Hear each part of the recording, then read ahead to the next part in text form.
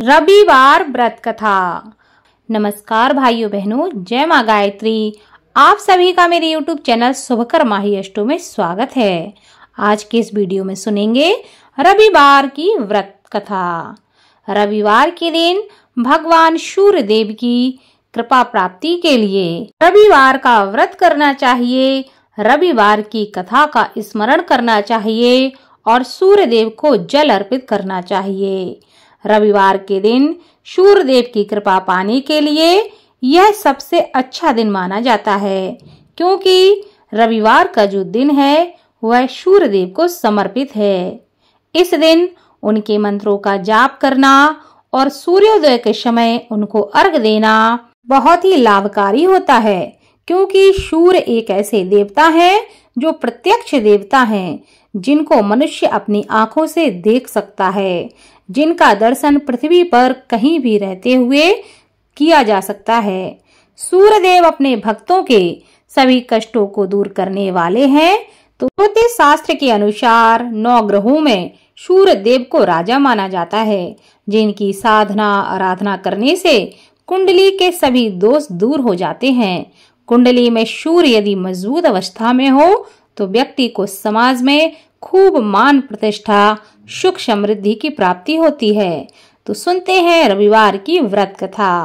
पौराणिक कथा के अनुसार प्राचीन काल में एक बुढ़िया रहती थी। वह नियमित रूप से रविवार का व्रत करती थी। रविवार के दिन सूर्योदय से पहले उठकर बुढ़िया स्नान आदि से निर्वृत्त होकर आंगन को गोबर से लीपकर स्वच्छ करती थी। उसके बाद भगवान सूर्य की पूजा करती और रविवार का व्रत करती। साथ ही रविवार की कथा को सुनकर भगवान सूर्य को भोग लगाकर दिन में एक समय भोजन करती थी।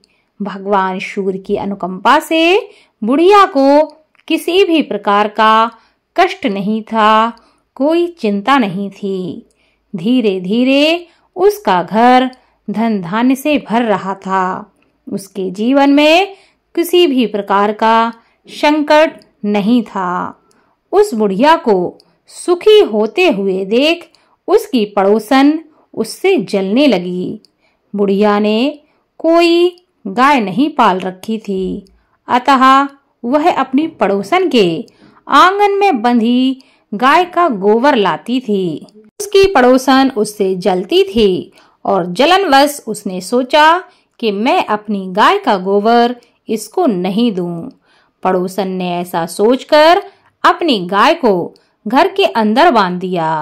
रविवार को गोबर न मिलने से बुढ़िया अपना आंगन नहीं लिप पाई। आंगन न लिप पाने के कारण उस बुढ़िया ने भगवान सूर्य देव को भोग भी नहीं लगाया और उस दिन स्वयं भी भोजन नहीं किया। सूर्यास्त होने पर बुढ़िया भूखी प्यासी ही सो गई। प्रातः काल सूर्योदय से पहले उस बुढ़िया की आंख खुली तो वह अपने घर के आंगन में एक सुंदर गाय और बछड़े को देखकर बड़ी ही हैरान हो गई कि आखिर यह गाय मेरे आंगन में कहां से आई। गाय को आंगन में बांधकर उसने जल्दी से उसे चारा खिलाया। पड़ोसन ने उस बुढ़िया के आंगन में सुंदर गाय और बछड़े को देखा तो वह उससे और भी अधिक जलने लगी। तभी गाय ने सोने का गोबर दिया। गोबर को देखते ही पड़ोसन की आंखें फटी की फटी रह गईं।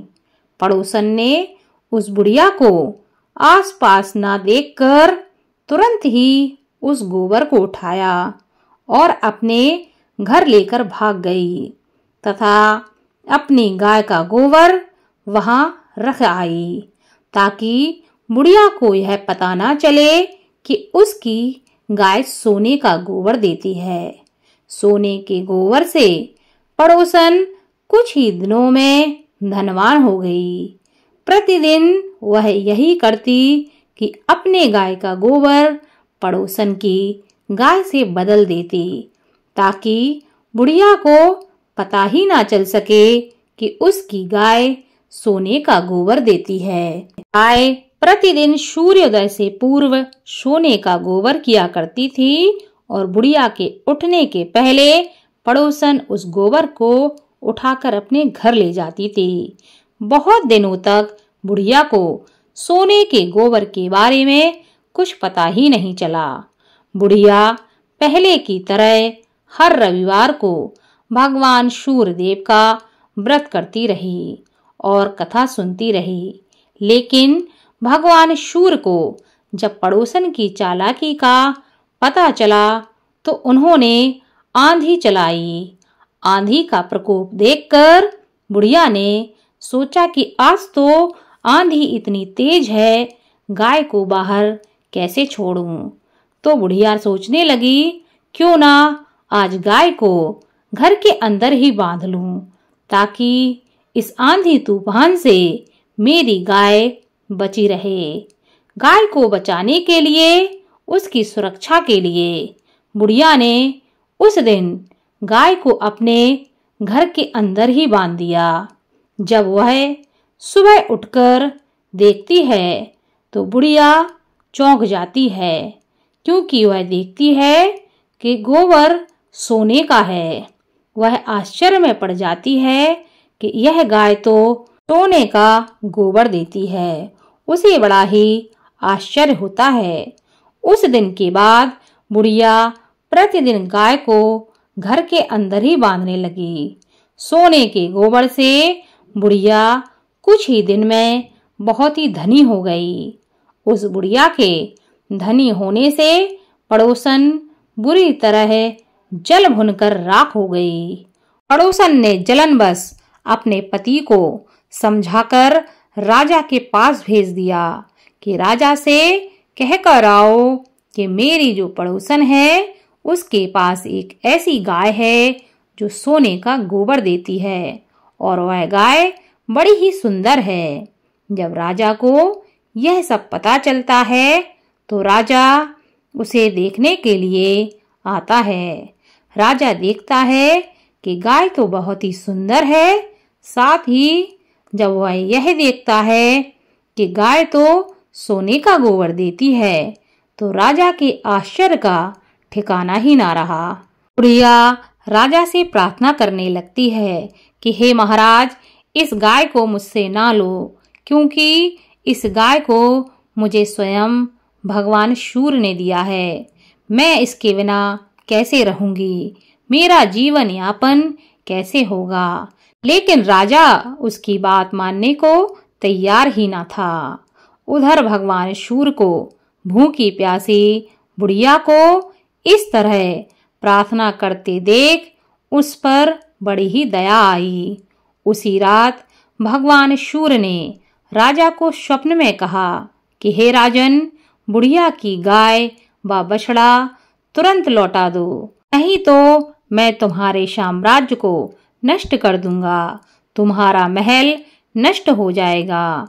भगवान सूर्य के स्वप्न से बुरी तरह भयभीत होकर राजा ने प्रातः काल उठते ही गाय और बछड़ा बुढ़िया को लौटा दिए। राजा ने बहुत सा धन देकर बुढ़िया से अपनी गलती के लिए क्षमा मांगी।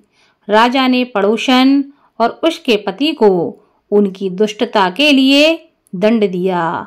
फिर राजा ने पूरे राज्य में घोषणा कराई कि सभी स्त्री पुरुष रविवार का व्रत करें, साथ ही रविवार की कथा का स्मरण करें। रविवार का व्रत करने से सभी लोगों के घर में धन धान्य की कोई कमी ना रही।